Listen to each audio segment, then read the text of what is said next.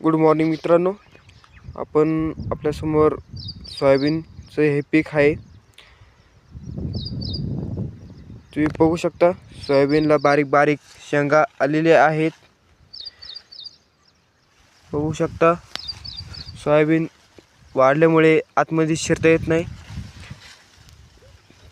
तर मित्रांनो, आता आपल्याला पावसाची गरज आहे, पण पाऊस काही पडत नाही. पाऊस मे आणि जून महिन्यात जो पडला, आता जून जुलै ऑगस्ट सप्टेंबर याच्यात पाऊस काही पडलेला नाही.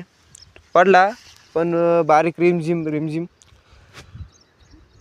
तर आता पावसाची आपल्याला गरज होती, पण चलो ठीक असो. तुम्ही पाहू शकता